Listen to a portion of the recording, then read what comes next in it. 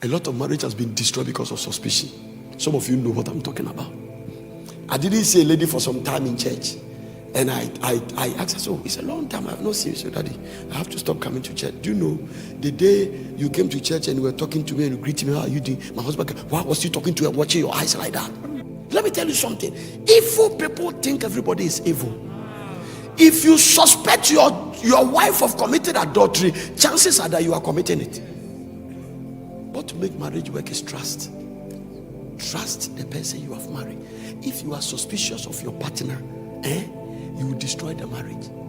The next point, not forgiving the past of your partner.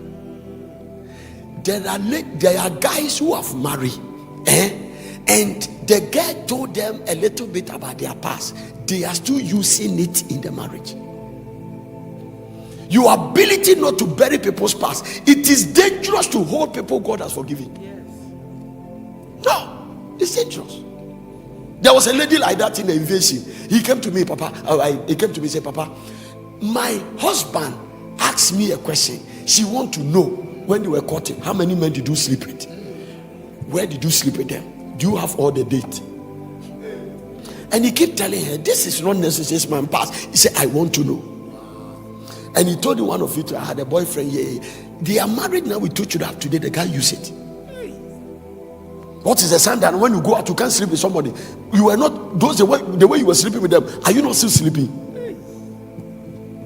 And finally he came to me and told me, I want to walk out of the marriage. I said, stay and pray.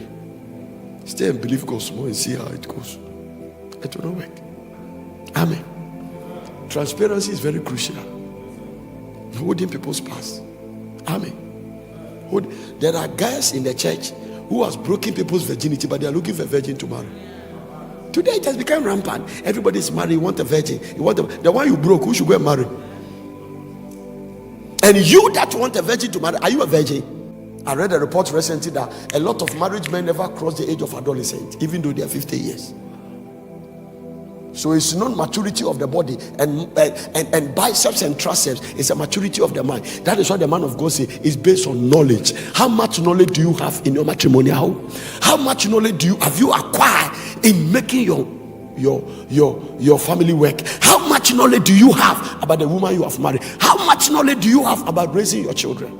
How much knowledge? No, how much knowledge do you have? And part of the thing you are learning. Lack of mutual respect. Honor the woman. You respect her. You don't take everyone for granted. Mutual respect. You don't undermine your husband because your salary is bigger than him. You don't take him for granted.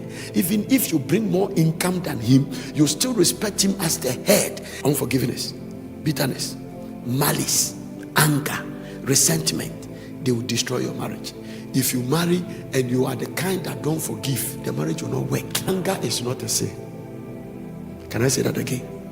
Becoming angry is not a sin. And the reason it's not a sin is that God gets angry. And the anger of the Lord was kindled against them. So anger is not sin. That's why Paul said, be angry and sin not. It is your actions after anger that make you sin. One of the commandments, at least, I said that you have to make anger your ally. It means that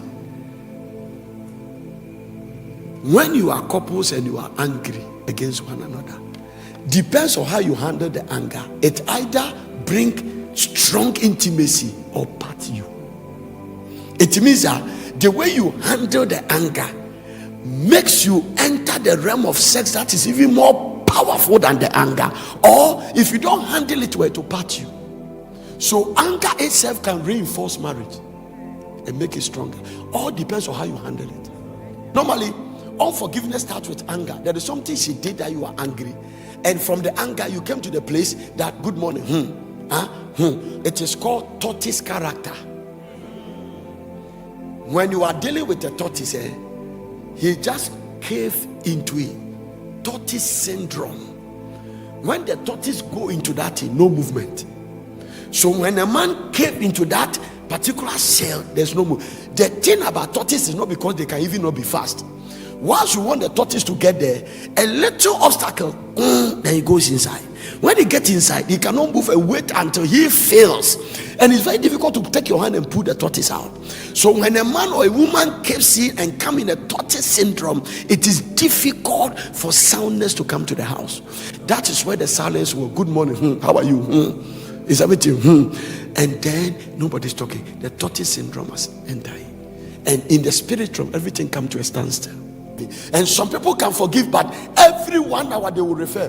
Even though I've forgiven you, but it's very difficult to forget.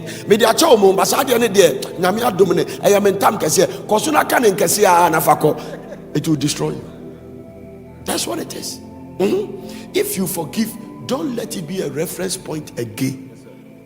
Period.